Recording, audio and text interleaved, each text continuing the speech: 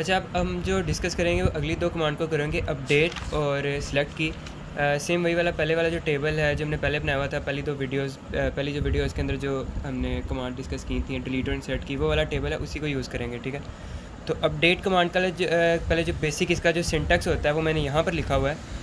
Update from relation name वही मैंने पहले भी बताया था, सेक्शन का नेम होता है, जो टेबल का नेम होता है वो लिखते हैं। तो यहाँ पे मेरे पास सेक्शन ए है।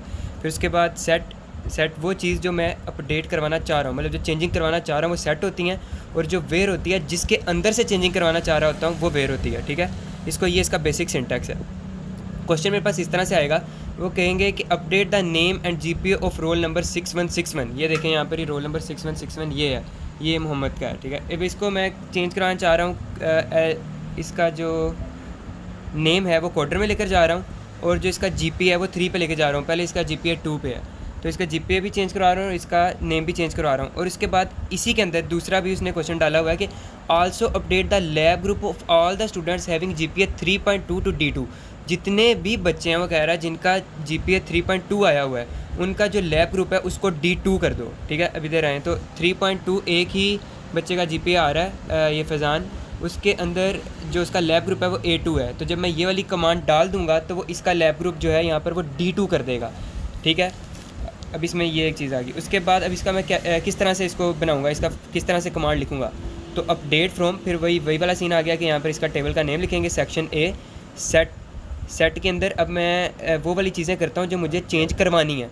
तो set name is equal to coder, मैं उसको कह रहा हूँ कि नेम को कोडर कर दो, और जीपीए को कर दो 3, किसका कर दो, वेयर, मैं उसको बता रहा हूँ where roll number is equal to 6161 है, जहाँ पर रोल नंबर है जो 6161 है। अगर मैं यहाँ पर इस तरह से कर देता कि कुछ कोई और चीज़ दे देता, वेयर लैब ग्रुप दे देता, वेयर लैब ग्रुप A2, तो वो इन सब को चेंज कर देता, इन तीनों को मिलाकर चेंज कर देता। इसकी जगह भी वही इन्फॉर्मेशन डाल देता कोडर वाली, इसकी जगह भी कोडर, इसकी जगह भी कोडर। लेकिन मैंने इसको ये स्पेसिफाई किया है कि मुझे रोल नंबर 6161 की चीज़ें चेंज करनी है, तो यहाँ पर उसने ये चीज़ें कर दी हुई हैं। ये अपडेट कमांड इस तरह से वर्क कर रही होती है। अब मैं इसके साथ ही सिलेक्ट वाली कमांड करवा देता हूँ। हाँ, इसमें पहले एक चीज़ यहाँ क्लियर कर दूँ कि मैंने जो पहले बार बार ये बात बताई है कि इसमें ये मैंने दो इसीलिए चीज़ें यूज़ की हैं ताकि मैं बता दूं कि जो कोमा है और सेमीकोलन में डिफरेंस क्या है। तो यहाँ पर जब दो चीज़ें आ चुकी हुई थी, मेरे पास दो चीज़ें एक ही सेट के अंदर चेंज करनी थी, एक ही टेबल के अंदर दो चीज़ें चेंज करनी थी। तो जब पहली चेंज की तो मैंने कोमा लगाया, जब दूसरी चेंज की तो मैंने सेमीकोलन लगाया, क्योंकि उसने मुझे तीसरी चीज़ नहीं दी हुई। अगर मैं यहाँ पर तीसरी चीज़ भी पूछ लेता तो मैं यहाँ फिर से कोमा लगाता, दोबारा से ये वाली कमांड लिखता और उधर एंड पे एंड कोड लगाता। इसको मैं एंड कोड बोलता हूँ, इसको मैं स्पेसिफाई कर देता हूँ, ये लगाता और वो मेरी कमांड जो है तो क्लियर हो जाती है। अब मैं इसको सिलेक्ट की तरफ लेके जा रहा हूँ।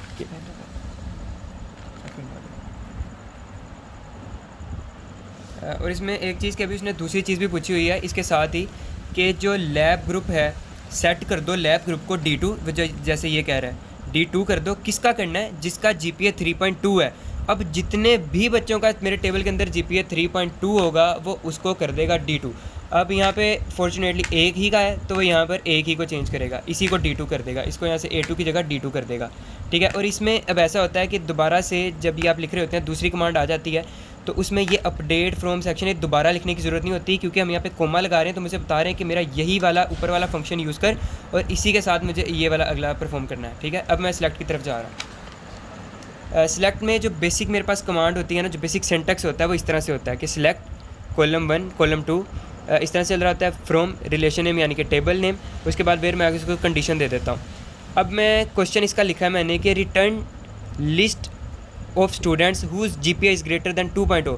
मैं उसे कह रहा हूँ कि मुझे उन बच्चों की सिर्फ लिस्ट चाहिए जिनका जीपीए 2 से ज़्यादा है। अगर मैं इसका कहता कि रिटर्न जीपीए ऑफ स्टूडेंट्स तो वो मुझे सारे बच्चों का जीपीए दे देता, लेकिन अभी मैंने इसको बोला है कि मुझे सिर्फ उन बच्चों का जीपीए चाहिए जिनका जीपीए जो है वो 2 से ज़्यादा है। तो अब मैं ज़रा इसको एक्सप्लेन कर देता हूँ कि जो सिंटैक्स बना हुआ है इसको एक्सप्लेन कर देता हूँ कि अभी सिलेक्ट करना है।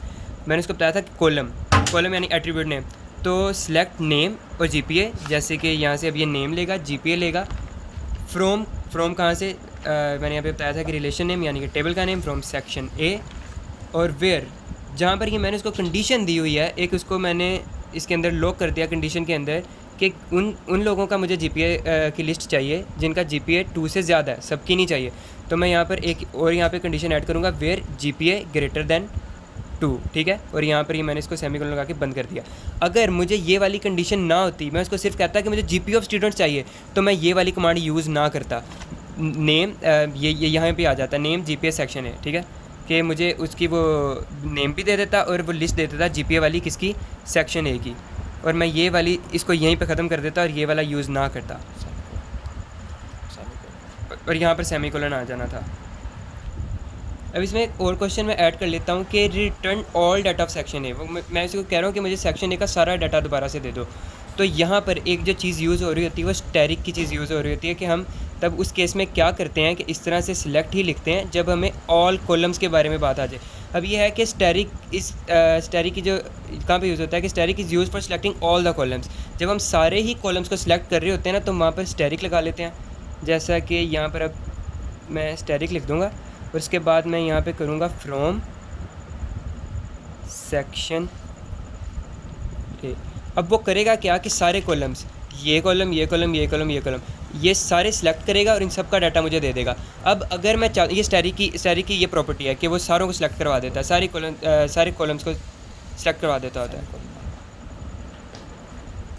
और उसके बाद जो अगली चीज़ अगर मैं इसमें करूँ कि मैंने उसको ये स्टैरिक दे दिया है तो सारे कॉलम सेलेक्ट कर रहा है ना वो, लेकिन अगर मैं चाहता हूँ कि वो सारे कॉलम सेलेक्ट ना करे, वो GPA सेलेक्ट ना करे, सिर्फ रोल नंबर, नेम और लैब ग्रुप ही सिलेक्ट करे, तो मैं क्या करूँगा, जैसे मैंने यहाँ पे ऊपर किया था, तो मैं इसको इस तरह से करूँगा कि सिलेक्ट नेम